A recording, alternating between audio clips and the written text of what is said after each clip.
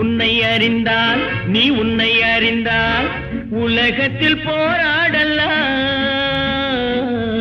வணக்கம், என் பேரு நிஹாரிகா ராஜகோபாலன். நானும் என் தங்க கிருத்திகா ராஜகோபாலனும் தேசத்வனி அப்படின்னு ஒரு mental wellness awareness initiative run பண்றோம். இன்னைக்கு 13th January 2025 எங்களுடைய தாத்தா PT ராமானுஜமோட 100th பர்த்டே, 100வது பிறந்த நாள். அவர் 13th January 1925 பிறந்தாரு. அவர் நெல்லூர்ல பர்மா ஷெல் டீலர்ஷிப் எடுத்து பெட்ரோல் பங்க் டீலரா இருந்தாரு. பிரசிடென்சி காலேஜ்ல BA இங்கிலீஷ் லிட்ரேச்சர்ல சேர்ந்திருந்தாரு. எங்க தாத்தா ரொம்ப பிராக்டிக்கலான, ரொம்ப யதார்த்தமான ஒரு ஆளு. அவர் வாழ்க்கையில இருந்து நாங்க கத்துண்ட சில விஷயங்களை பத்தி நான் இப்ப சொல்ல போறேன். எங்க தாத்தா பாட்டிக்கு 6 பசங்க, 12 பேரன் பேத்திங்க. அவங்க எல்லா சார்பாவும் தான் இந்த வீடியோவை நான் பேசுறேன். அதையும் I just wanted to mention here.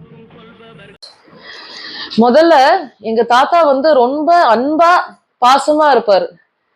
அந்த பாசத்துல அவர் யாருக்கா எதான பண்ணிட்டாருன்னா பாசத்துக்காக தான் பண்ணுவாரு. ஆனா திருப்பி எதுவுமே எதிர்பார்க்க மாட்டாரு. இது நான் எதுக்கு சொல்றேன்னா, நம்ம பொதுவா வாழ்க்கையில நம்ம யாருக்கிட்டயே ஆசையா இருந்தா திரும்பி அதே மாதிரி நம்ம கிட்ட ஏன் ஆசையா இருக்க மாட்டேங்கிறாங்கன்னு ரொம்ப வருத்தப்படுறோம். ஆனா எங்க தாத்தாவை பார்த்து நாங்க கத்துக்கிட்டது என்னன்னா, ஆசையா இருக்கிறது நம்மளோட மனசு திருப்திக்காக, அடுத்தவங்க அதே மாதிரி திருப்பி இருப்பாங்களோ இல்ல செய்வாங்களோன்றதுக்காக இல்ல. அவரோட பாசமே பேச்சுலயோ இல்ல ஒரு வேஷம் போட்ட மாதிரியோ இருக்காது. அவர் பாசம் காட்டுறதே செயல் மூலமா தான் இருக்கும். அதனால நிறைய பேர் அவரை ஆசையப்பான்னு தான் கூப்பிடுவாங்க. தமிழ்ல ஒரு பழமொழி இருக்கு, சேயிங் இருக்கு, இந்த கையில கொடுக்கறது இன்னொரு கைக்கு தெரியக்கூடாதுன்னு. அந்த மாதிரி எங்க தாத்தா நிறைய பேருக்கு ரொம்ப சைலண்டா உதவி செஞ்சிருக்காரு. அதாவது எந்த சத்தமுமே இல்லாம தன்னால முடிஞ்ச உதவிய, வேலை வாய்ப்பா இருக்கட்டும், ஹெல்த்துக்கா இருக்கட்டும், எஜுகேஷனுக்கா இருக்கட்டும், இல்ல பிளைண்ட் பீப்புளுக்கு ஹெல்ப் பண்றதா இருக்கட்டும், நிறைய பண்ணியிருக்காரு. ஆக்சுவலா எங்க தாத்தா 2007லயே இறந்து போயிட்டாரு. ஆனா 2025 இன்னி வரைக்குமே உங்க தாத்தா இந்த உதவி எங்களுக்கு பண்ணியிருக்காங்க அப்படின்னு யாராவது ஒருத்தராவது சொல்லிட்டு இருக்காங்க. இந்த மாதிரி யாருக்கு அவர் உதவி இருக்காரோ அவங்க சொன்னாதான் அவர் இதை செஞ்சிருக்காருன்னு தெரியுது. அது வரைக்கும் அவர் அதை பத்தி வெளில காமிச்சின்றதோ இல்ல பேசினதோ இல்ல. சைலண்டா அவர் பாட்டுக்கு நிறைய பேருக்கு ஹெல்ப் பண்ணிருக்காரு.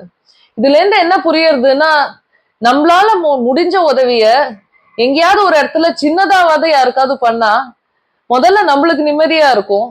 அடுத்தது நிறைய பேருக்கு நம்மளால யூஸ் ஆக முடியும். என்னடா அது நம்ம வாழ்க்கை இப்படி இருக்கே அப்படின்னு நம்ம யோசிச்சுட்டே இருந்தா அது நம்மளுக்கு ரொம்ப மனசு வருத்தத்தை தான் தரும். அடுத்தது நம்ம என்ன செய்யலாம், பக்கத்துல இருக்கிறவங்களுக்கு எப்படி ஹெல்ப் பண்ணலாம், நம்மளால முடிஞ்சதை எப்படி பண்ணலாம்னு நம்ம யோசிச்சா கண்டிப்பா நம்மளுக்கு அது ஹெல்ப்ஃபுல்லா இருக்கும். அடுத்தது நாங்க அப்சர்வ் பண்ண வரைக்கும் தாத்தா தான் வாழ்க்கையில இருந்த எல்லாரையுமே, பேரண்ட்ஸ், பிரதர்ஸ், ரிலேட்டிவ்ஸ், ஒய்ஃப், பசங்க எல்லாரையுமே அப்படியே ஏத்துக்கிட்டாரு. ஒவ்வொருத்தருக்கும் ஒவ்வொரு கெப்பாசிட்டி இருக்கும். இவங்களால இவ்வளவுதான் முடியும், அவங்களால இதுக்கு மேல முடியும், அவங்களால என்ன முடிஞ்சதோ அதை அப்படியே ஏத்துக்கிட்டு அவங்க திறமைக்கு ஏத்த மாதிரி வாழ்க்கையில ஒரு நல்ல நிலைக்கு வரத்துக்கு அவர் சப்போர்ட்டிவா இருந்தாரு. யார் மேலேயுமே நீ இப்படிதான் இருந்தானோ அப்படின்னு அவர் எந்த ப்ரெஷருமே போட்டது இல்லை. இந்த காலத்துல எங்க வேணாலும் நம்ம போய் பார்க்கலாம். எனி பேரண்டிங் ஒர்க் ஷாப் இல்ல எந்த பேரண்ட் கிட்ட யாராவது பேசுறாங்கன்னாலும் இதைதான் சொல்லுவாங்க, பசங்க மேல ப்ரெஷர் போடாதீங்க, அவங்களுக்கு என்ன வருதோ பண்ணட்டோன்றது. 100 வருஷத்துக்கு முன்னாடி பிறந்த ஒருத்தரே இதை வாழ்க்கையில பசங்க கிட்ட மட்டும் இல்ல, தன் ஃபேமிலி கிட்டயே இம்ப்ளிமெண்ட் பண்ணி காமிச்சிருக்காரு. இது எங்களை பொறுத்த வரைக்கும் ஒரு பெரிய இன்ஸ்பிரேஷன். ஏன்னா வாழ்க்கையில நம்ம அடுத்தவங்கள ஒரு லெவலுக்கு மேல மாத்தவே முடியாது. அப்படியே ஏத்துக்கிட்டாதான் வாழ்க்கை பீஸ்ஃபுல்லா இருக்கும். அதை அவர் ப்ரூவ் பண்ணி காமிச்சிட்டு வாழ்ந்த ஒரு மனுஷன்.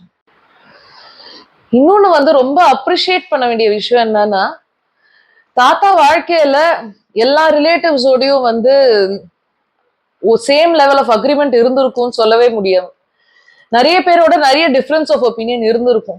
இருந்தாலும் தான் பசங்க மேல தனக்கு இருக்கிற டிஃபரன்ஸ் ஆஃப் ஒப்பீனியனை திணிச்சதே இல்லை. சப்போஸ் யாரு கூடயே அவருக்கு டிஃபரன்ஸ் ஆஃப் ஒப்பீனியன் இருக்குன்னா அவங்கள பத்தி தப்பா பசங்க கிட்ட சொல்றதோ இல்ல அவங்க கிட்ட பேசாதன்னு பசங்களை அவங்க கிட்ட தள்ளி வைக்கிறதோ அந்த மாதிரி எதுவுமே அவர் பண்ணதில்லை.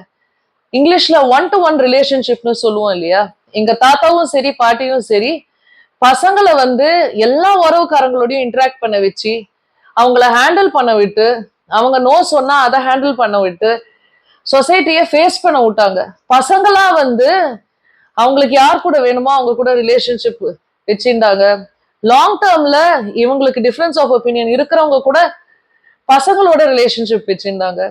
இது எதுலயுமே அவங்க தலையிடல. இது எதுக்கு நான் சொல்ல வரேன்னா, நம்ம காலத்துக்கு அப்புறம் நம்ம பசங்களுக்கு தேவை காசு சொத்து மட்டும் இல்ல, உறவும் கூட தான். நம்மளுக்கு ஒருத்தரோட சரியா இல்லைன்றதுனால பசங்களோட அவங்கள வந்து தள்ளி வைக்கிறதோ இல்ல வெட்டி விடுறதோ பண்ணா பசங்களுக்கு யாருமே இல்லாம நிப்பாங்க.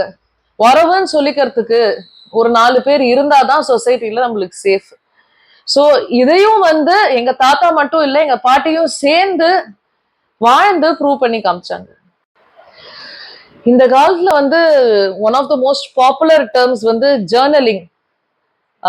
மென்டல் வெல்னஸை பொறுத்த வரைக்கும், மென்டல் ஹெல்த்தை பொறுத்த வரைக்கும் நிறைய சைக்காலஜிஸ்ட் சைக்காட்ரிஸ்ட் ரெக்கமெண்ட் பண்றது வந்து ஜேர்னலிங் பண்ணுங்க, டெய்லி உங்களோட எக்ஸ்பீரியன்சஸ் ஒரு டைரியில எழுதி வச்சுக்கோங்க, அதை பத்தி நீங்க ரிஃப்ளெக்ட் பண்ணுங்க அப்படின்னு.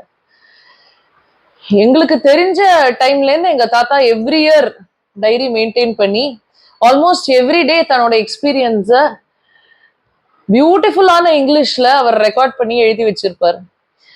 ஸோ இதனால என்னன்னா அவருக்கு நிறைய இன்ட்ராஸ்பெக்ஷன் இருந்தது. அதாவது தான் பண்றதே வந்து கரெக்டா இல்லையா, தன்னை எப்படி இம்ப்ரூவ் பண்ணிக்கலாம் அப்படின்றத வந்து அவர் எவ்வளவு ரிஃப்ளெக்ட் பண்ணியிருக்காருன்னு அந்த ரைட்டிங்ல எங்களுக்கு தெரிஞ்சுது. இதனால இன்ட்ராஸ்பெக்ஷன் மட்டும் இல்ல, அவருக்கு சூப்பர்பான ஒரு லாங் டேர்ம் விஷன் இருந்தது. எது பண்ணாலும் ரொம்ப தீர்க்கமா யோசிச்சு ரொம்ப கரெக்டா முடிவெடுப்பாரு. இதனால என்னன்னா ஷார்ட் டேர்ம்ல வந்து இது நிறைய பேருக்கு பெனிஃபிஷியலா இருக்காது. அதனால நிறைய பேர் அவங்கள திட்டுவாங்க, இல்ல வேற எதானா கமெண்ட் பண்ணுவாங்க. எதையுமே அவர் வந்து தன்னை அஃபெக்ட் பண்ண விட்டதில்லை. தான் எடுத்த முடிவு கரெக்டா இருக்குன்னா மற்றவங்க சொல்றத பத்தி அவர் எதுவுமே யோசிச்சதில்லை. ஸோ அந்த அளவுக்கு வந்து தன்னை பத்தின செல்ஃப் அவேர்னஸ் இருந்த ஒரு பர்சன், லாங் டேர்ம் விஷனை, லாங் டேர்ம் சஸ்டைனபிலிட்டியை வேல்யூ பண்ண ஒரு பர்சன். சஸ்டைனபிலிட்டின்னு நான் எதுக்கு சொல்றேன்னா, இன்னைக்கு இந்த முடிவு எடுத்தா இது வந்து ஒருத்தவங்களுக்கு யூஸ்ஃபுல்லா இருக்கும்னு அவர் எந்த முடிவுமே எடுத்தது இல்லை. ஒரு தொலைநோக்கு பார்வை, லாங் டேர்ம் விஷனோட ஃபியூச்சர்ல எல்லாரும் நல்லா இருக்கணுமே அப்படின்ற ஒரு திங்கிங் தான் அவரோட எல்லா முடிவிலும் இருக்கும். அதனால நடுவுல வந்து யாரு என்ன பேசினாலும் என்ன நடந்தாலும் அது அவரை அஃபெக்ட் பண்ணது இல்லை. இது நம்ம எல்லாருக்குமே ஒரு பெரிய லேர்னிங்னு நான் நினைக்கிறேன்.